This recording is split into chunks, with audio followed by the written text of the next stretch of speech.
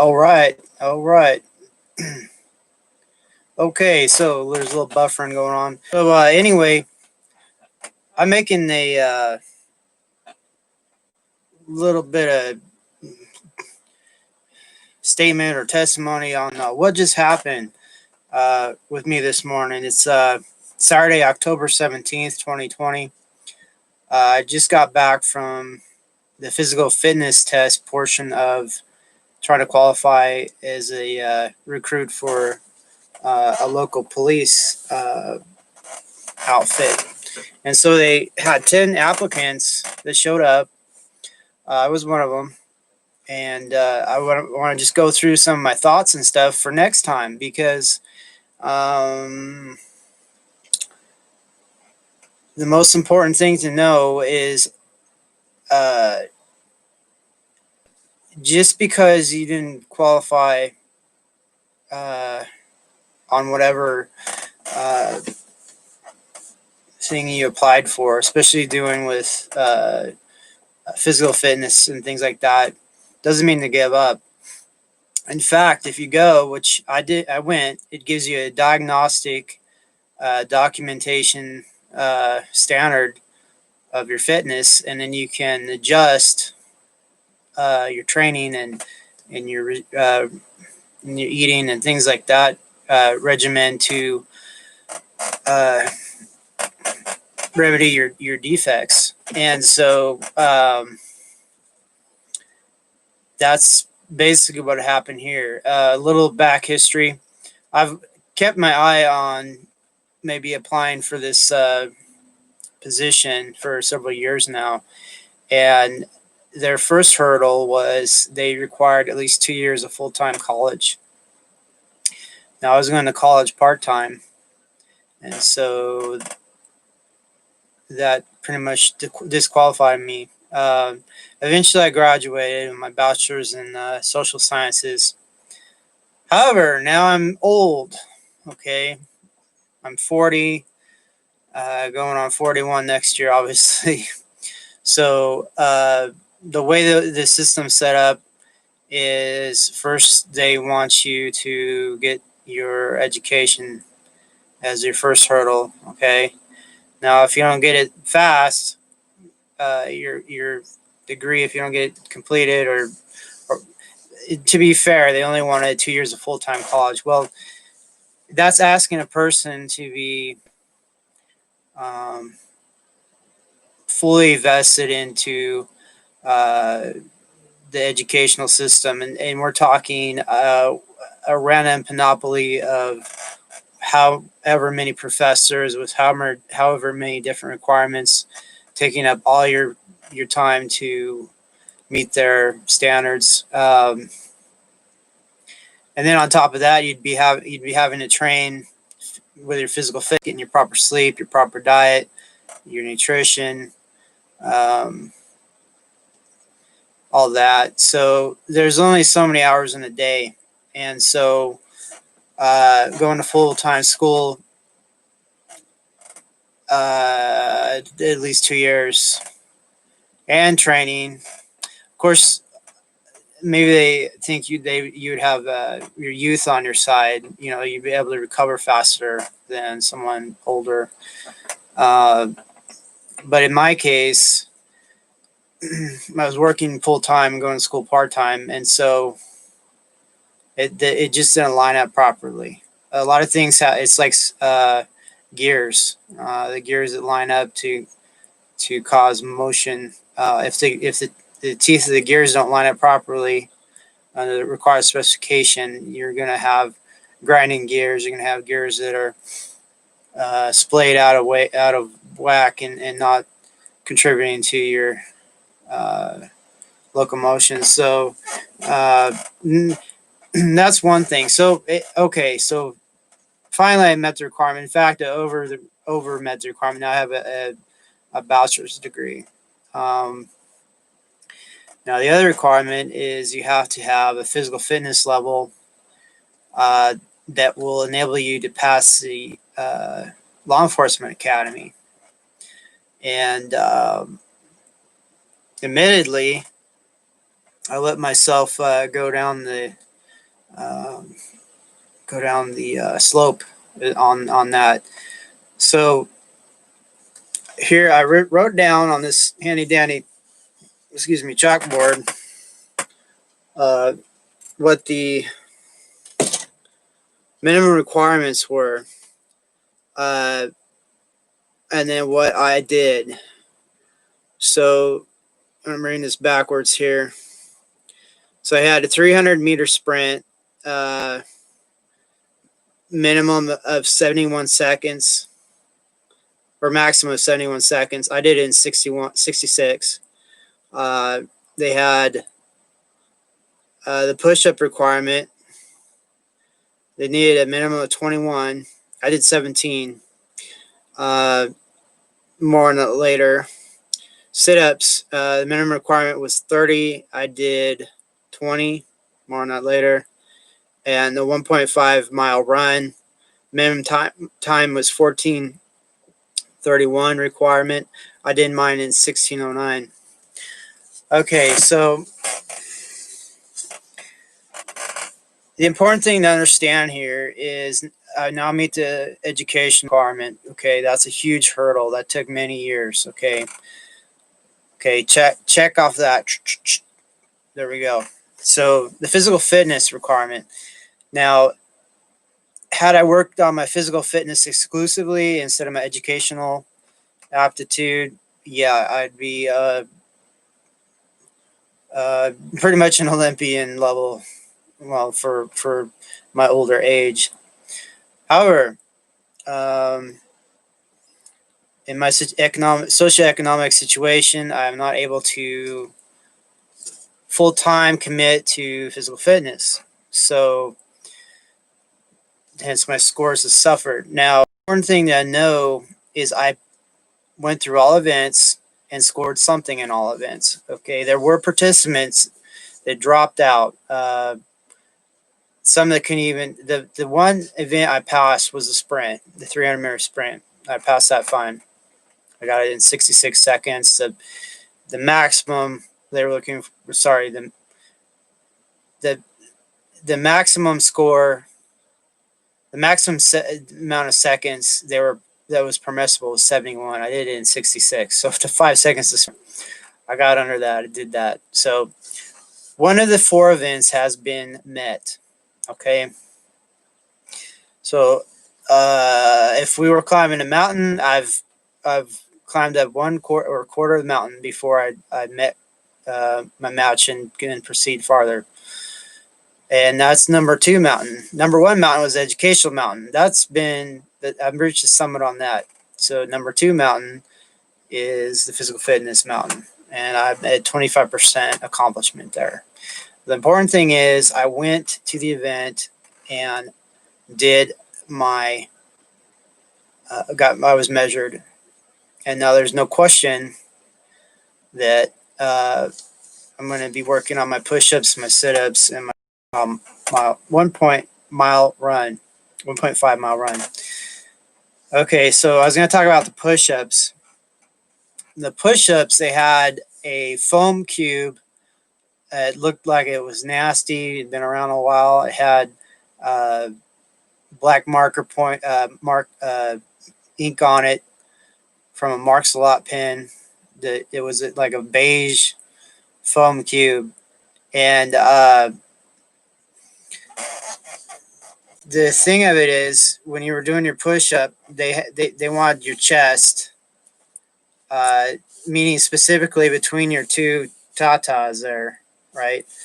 That area, like your sternum. They wanted your sternum to touch the cube as you go down. And there was and I did a sample push-up, and the police officer that was monitoring said, no, the cube can't touch your stomach. It needs to touch your between your chest. And so -1 push-up on that. As you know, when you're doing push-ups, you only have so many capabilities or so much capability to do push-ups in such amount of time before exhaustion. So I gave away 1 push-up to get calibrated on that. So now I know the cube is the foam, dirty foam, nasty foam cube that they use. It's like a square, maybe 4 or 5 inch, there's some spec to it, maybe 4 or 5 inch square foam cube, and your chest is supposed to hit that, and that counts as one push up. The other discrepancy I saw is some people were doing the uh, push ups on the flat ground. Others had there was a foam mat. It was about maybe 1.25 inches high, blue foam mat, and they were able to push off and do the push ups from that. And I had opportunity to choose either or, and I want to know which one uh, using leverage or use the human body using the um, well, if you look at the human body as a machine and your function was to do a push up, I suppose if your feet were lower than your hands, like if your hands were on that foam cube, or sorry, here we go, the blue foam mat. I was thinking maybe that would have been easier on the leverage standpoint, but the important thing is to train on the flat. If you can master the flat, I imagine having your toes lower than your fingers would give you a mechanical advantage of some sort. That's something to think about or test. Uh, but if you're able to do it on the flat surface, you'll probably be able to do it even easier on the foam. So I would say to train, and this is notes to myself. I'm gonna be watching this too because I'm gonna forget all these little intricate details. I would say train on a flat surface, and what they were looking for was a straight back, no sagging back, and proper form. And I probably could have knocked out more than 17, but 17 were proper form, and uh, I was what 4 short of the minimum requirement, 4 push-ups short. So that's not very much to get more strength in that category. So um, those are some notes and things for myself. So the sit-ups were really interesting in that as opposed to the military sit-ups that I'm used to, specifically Army and Navy, and they've probably changed things since I've left. But in the Army and Navy, when I was there, you'd have a helper that would grab your ankles and kneel on their knees and grab your ankles, and that was your rigidity for your feet. And that was the Army and Navy style that I'm used to. In this style, it was kind of a odd duck because your assistant would sit their butt on your feet and then put their arm and hug your legs, and then they were instructed to put their head to the side. So when you do your sit up, you're not knocking them and causing them injury. And it was interesting. So I don't know why the military, but what I got this dude, he probably passed every category. He looked. I mean, some people can just look. They have the good physique.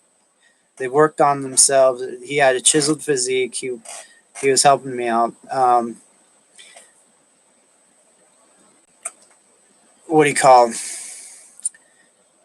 when he grabbed my basically grabbed my my legs, the what do you call the calf and all that. It was like a death grip, and I could feel my circulation slowing because you have circulation that goes through your legs and stuff and circulates.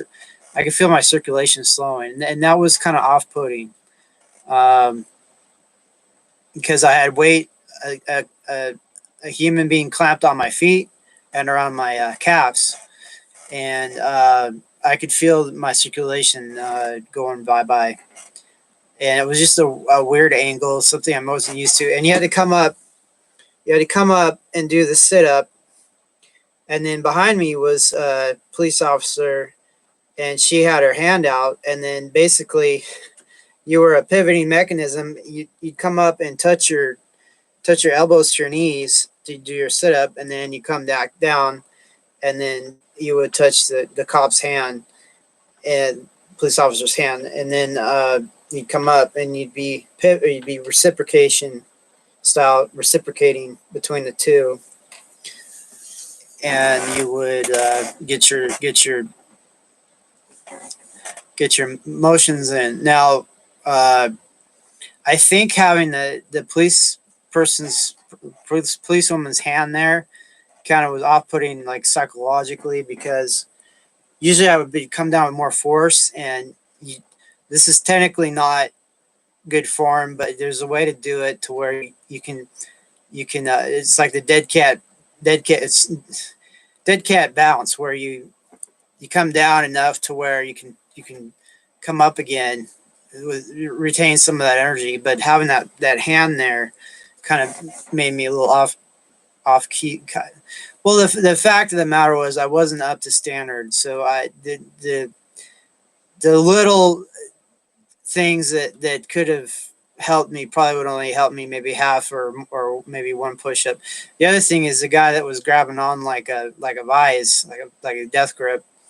He saw me teetering towards the end. He said, "Yeah," and I knew this, and I didn't know it at the time. There's a possibility of learning lessons and knowing them, and then not remembering them at the moment where you need them. And that was the case. He said, "Yeah, I just kind of go to one side and go to the other and come up," and that helped. It was you kind of like use the muscles and then pivot off them and come up. And so that got one more rep in. But I was second wind at the end. Well, not second wind, just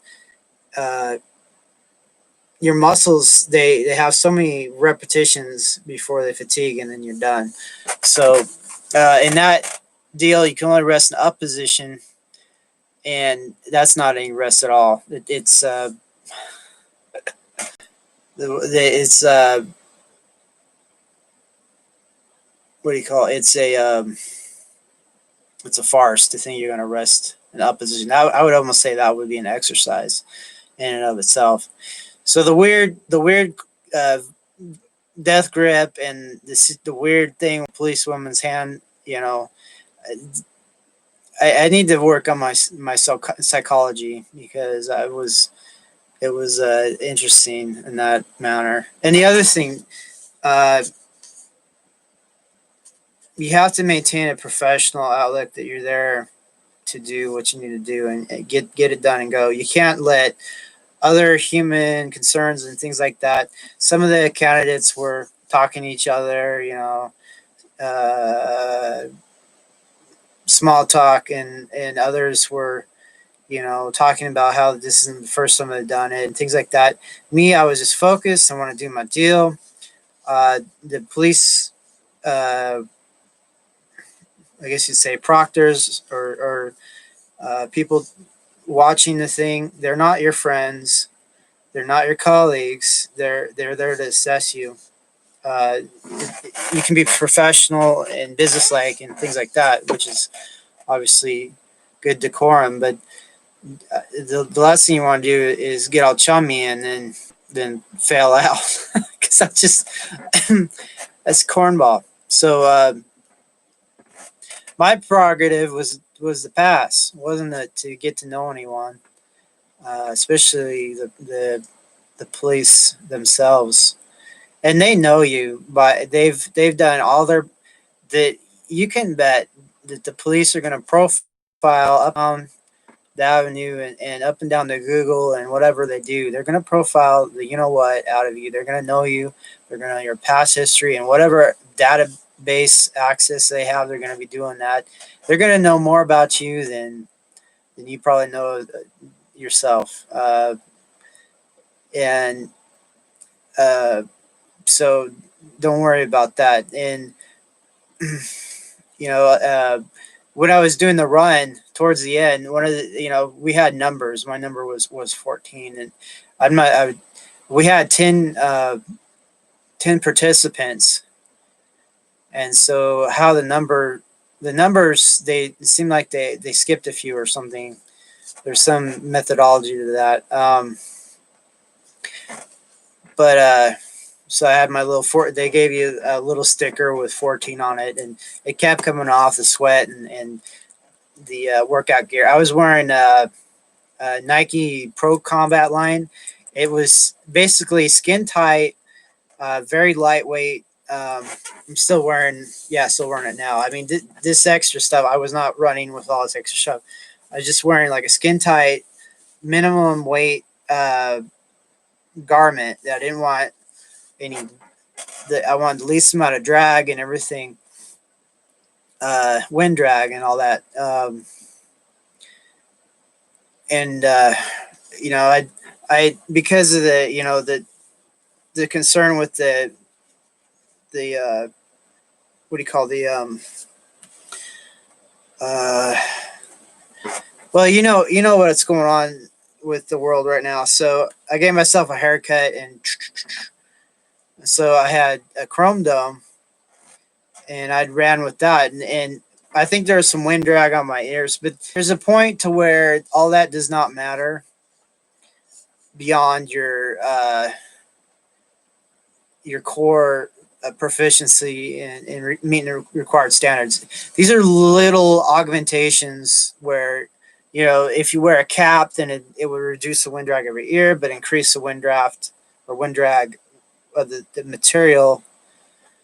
So there's different tweaks and refinements, but the base core principle is you have to have the capacity to meet the required standard any old day of the week. And the little refinements might get you a little half second off or things like that. Maybe another repetition and things like that to get to where you need to go. But they're not going to carry you there, them themselves. But I want to give myself every little edge I could. The other thing too, I noticed with this department, they'll release, they'll have you apply, through the website. Whenever something opening opens up, they ask for candidates, and then the test will happen about 2 or 3 weeks after that. So 2 or 3 weeks is not enough time to get in shape specifically for this sort of test. This sort of test was exactly what I did in the military, with the exception of the 300-meter sprint, which ironically I passed with no problem this time. So what I'm saying is you have to be ready for this test, physical fitness test, just as a matter of your lifestyle. There's no way to train up to it. I had applied for this before earlier in the year, the same organization. I got caught up in that big, what that's going around, and I deferred out of it. I said, I think I got it. This was before all the testing was available to see if you had it. It was like walking pneumonia at the very least, and I deferred out of it. So this is the second iteration. So much improved since then. Be able to participate in all the events and things like that. And now they refined. Oh, that's the other thing. You had to wear the face mask protocol and maintain social distancing and things like that for all the push-ups, all the sit-ups. Imagine doing push-ups with a face mask on, and push-ups and sit-ups with face mask on. For the sprint, 300-meter sprint, and the 1.5-mile run, they allowed you to take that mask off and run and without it. Thankfully, that would have been pretty rough. What else? So the actual 300-meter sprint, it was on a college level, or it was actually at a college, and the track itself was perfectly level.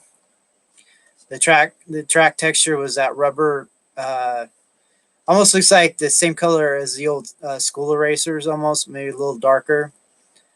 But that it was a rubber track, granulated rubber track, and well, basically Olympia. I think Olympic standards. Um, the 300 meters they had all pre surveyed and stuff. It seemed like running 75% of a lap. Um, I would say about 75% of a lap is what we did. Uh, the 1.5 mile run was 6 laps, and so remember that if you got to go. Well, if you got to go back, so that's the other thing. So when you do these exams, they might change the locations. They might do this and that. It might be a different location next time. But if you start learning the methodologies that they use, um, it's just like learning a game, like checkers or chess or whatever. If you learn the moves, the rules, the expectations, you can start being more proficient. And so I remember in the military, specifically the National Guard, uh, we had a physical fitness test, and the sergeant in charge of that, he took us to this track for high school or something, but it was covered in goose doo doo. I'm not kidding you, from Canadian geese. The whole thing was frozen and semi-frozen goose doo doo covered. And if you stepped in some of that, you would slip and fall. And how that he ever did that to us and got away with it, it was madness. Obviously, that wasn't a good impression on to run on a track with goose doo doo on it. And if you did one misstep, you were toast. So that's one of the worst situations. The other thing, like I noticed in the military too, sometimes they don't even have a track. You're running up and down hills and dales. And it's not level. It's not been surveyed properly. So going to the police one, they had the resources, the acumen, and everything like that to where I I think it was bona fide and legit, absolutely. So that was a good um, good one for them. Uh, so I asked the sergeant in charge, when's the net? How do we know when the next opportunity opening will happen? And the best information I got out of that, and this was some of it. Conversation picked up from other people asking her different questions. Is there might be another testing soon, and there will be in the future. But as far as um, the regularity and the uh, predictability of that, it's all out. So in a nutshell, you have to be training all the time and be ready to go. There's no, oh, we got this coming up and we can train up to it and do it. No, it's none of that. You got to be on your own time and dime training up to it. Now winter's coming, and it's going to be difficult to be doing running. There is accessibility if I pay for a gym membership to a gym with an indoor track, and I think that is the secret of a lot of people that have to run as part of their career. They find an indoor track and they do it in the dead of winter. You're not going to be running on ice and stuff like that. That is what you need to do now with the world. You know what going on. They've shut down the showers and things, so that's another parameter. What else? So, okay, suppose I pass this physical fitness hurdle. That as a reminder, they have the educational hurdle, which I could pass now for the rest of my life. It's already been taken care of. I got my bachelor's. The physical fitness hurdle is perishable. So, but suppose I pass it, meet their standards. What other challenges are on and beyond that? So they have 100 question multiple choice, and um, I think there's some analysis of set of scenarios and things like that, like a paragraph analysis and things like that. I'm not too clear. That's another hurdle. So you got to pass 70% on a 100 question exam. It's a 3 hour exam. So you go from the physical fitness test, you pass all that, then to this 3 hour exam. The cost on that is $35. You got to pony up $35, not on a credit card, but cash or check only. So that's another hurdle. You need to note to myself, you probably need to carry $35 in cash on your person or your vehicle or whatever for the next time, or maybe even 40. Maybe the price will go up to anticipate that, because trying to get cash on a Saturday from a no-name bank and this and that. I mean, I was gonna go to Walmart, because if you buy something at Walmart and you have the Walmart credit card, which I do, they allow you to do cash back at the register, which is what I was gonna do. I was gonna buy some goofy ass thing, maybe I don't know, a Gatorade or a Powerade or uh, armor drink or whatever they call themselves, body armor drink. Because I would need that after the run to replenish electrolytes, obviously, which I did. I bought that later, but not at Walmart. But I should have. Uh, it gets that cash, because that's another hurdle. Because I haven't used cash in, it seems like a couple of years now. I've especially with the what going around. Cash seems like an archaic deal. So, but that would be another hurdle. If I had passed the physical fitness and all that examination, then I would have had to run around and got the cash. So that's another thing to remind yourself. Be aware that there's some deal, and I'm out of checks. I don't know where my checkbook. I haven't used that thing even. Used that thing even less than cash. Anyway, so you exam, and if you pass the exam and get 70%, then you go to the oral board interview, where I don't know how many police are going to interview you, and they're going to uh, get their claws in you and understand your persona and your psychology, and what motivates you, and are you would you augment their police force effectively, on auspices they could determine all that from an interview. So for that, you'd have to dress up in business attire, and I brought my suit with me. In the occasion I did pass all those things, I have optimism and I want to be as prepared as possible, despite knowing that at the very least it would be a diagnostic assessment of my physical fitness. The very most, it would be a beginning to a new career. So I was prepared for that. I had my dress shoes, my dress, what would you call that? The business shirt, the business tie, the whatever, the oversuit.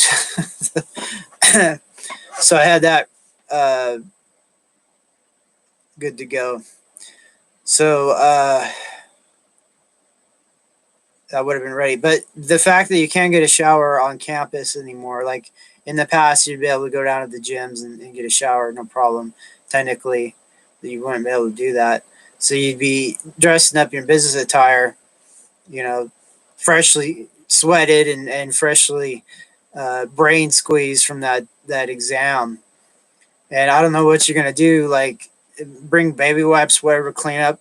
So that's another reason that's good. I didn't have any hair, and just one less thing or one less obstacle to overcome had I proceeded as far as that. So there's some other hurdles. So imagine passing some of these guys that took the physical fitness. Maybe they had deficit upstairs, and now their biggest hurdle is the exam and or being interviewed. We all have different hurdles, and that's quite possibly the case that maybe there's a meathead that you know, they passed the physical fitness and they didn't pass the other stuff. So um, we all have different capacities and learning styles, and depending on how we prepared ourselves, how we perform, and things like that, that has a huge impact on our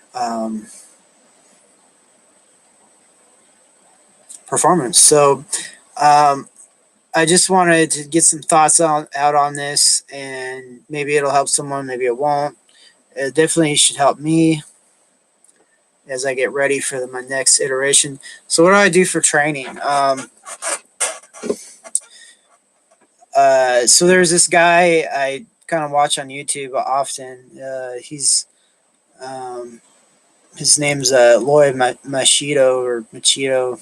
I should know his name better, but he does a kind of a blog deal where he hires himself as a brand coach or brand. He'll fix your name brand, he gets your resume ready, but he does that for people looking to work in the UAE and things like that, especially. But on and beyond that, he's been through a lot of trials and tribulations, and he's got some good insight on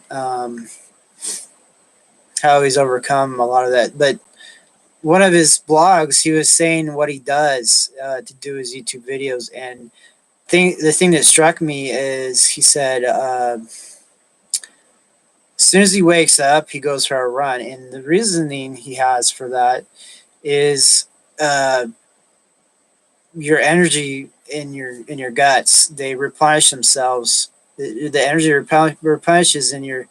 He had a way of saying it, and I'm not able to say it, but in a nutshell,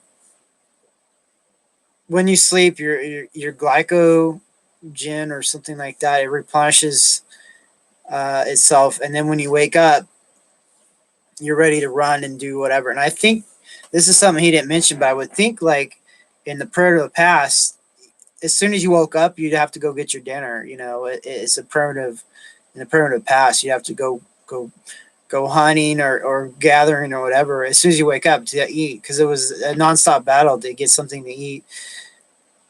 And so maybe we're wired that um, if we finally go to sleep and we wake up, if we start running and go running for our food or whatever, like in the ancient past, that's the outside time. And I tried some of that, and it's working well. So as soon as I wake up, I remember I have a full time career and things like that going on. So I wake up, and then I just get dressed in my physical fitness outfit, and I got some shoes, actual running shoes, made by Asics. I'm sure there's other brands out there, but my I went to get physical therapy, and the Dr. Kurtaba, he recommended the Asics brand, and I also know the military. When I was in the Navy, they recommended New Balances and things like that. So there's different brands out there. There's different, but everybody's foot is different. You got to find a foot that that fits your foot. So we ordered some Asics off of Amazon, size 10 for a little over $50, and they were runners, and they've worked out great. In this case, I got lucky. There's been other times that I don't get lucky. It's like walking in misery land. So, so I got some decent running shoes. That's very important. Running clothes and things like that, it's important. I know some of the candidates, they're dressed in like frumpy clothes and baseball caps and just weird frumpy stuff. It's like I don't think they were aerodynamic in some of these clothes, and it just works against you. You don't want to be wearing heavy stuff like this. This right here is basically to stay warm. It's cool. It's October 17th. The weather's cooler and like that. But the actual performance stuff, the synthetic thin, almost like spandex, cloth. That's what you want to be running in. You don't want anything that like running in huge frumpy clothes that slow you down, unless you're built for that. like physical fitness wise, and it won't matter. There are people like that where they're so well fit, and they're so fit they can run anything, uh, and it's not going to stop them. For me, where I'm below borderline effective, I've gotta use whatever advantage I can, and like I said, what I wore to the run was the Nike Pro Combat line, and it worked out great. The sweat was just wicking out so effectively that I had a sticker that had my number 14 on it, and it wouldn't stick. I had to finally start holding the sticker because it would just keep falling off. The sweat was wicking so well. And plus, this cloth isn't effective for that sort of sticker to stick. So you want to basically dress the part, have some good, because it's just you and you're battling yourself to get to where you need to go. So you don't want to show up in clown shoes and try to run uh, a mile and a half or the 300-meter sprint. Definitely not. And any kind of extra weight you have when you're doing your sit-ups and push-ups, that's against you. So might as well wear the thinnest, lightest, most body-fitting clothes you can find. Um, and there's off-brands you can use. I've like sometimes the off-brands are really effective as well. So, and right now I have like Asics shoes. My I'm wearing Joiny socks, which is like an off-brand sock, and then the sweatpants I'm wearing I think are Adidas, and this is like a Nike sweat top, and I have like an off-brand cap and like the Nike. So I'm not I have a panoply of different clothes and stuff. So if I wanted to be like brand loyal, I wear like Nike shoes and things like that. Do whatever I need to do. But there are cases where a brand will have a very good lineup in a certain category, but the rest are generic. And the fact that Asics shoes work great for me, that's not going to change. Um, that's I think I nailed that down at least this time. The manufacturers, they'll change their shoe styles and stuff, and then they'll be all screwed up. But at least for now, that's gonna work good. And then what else?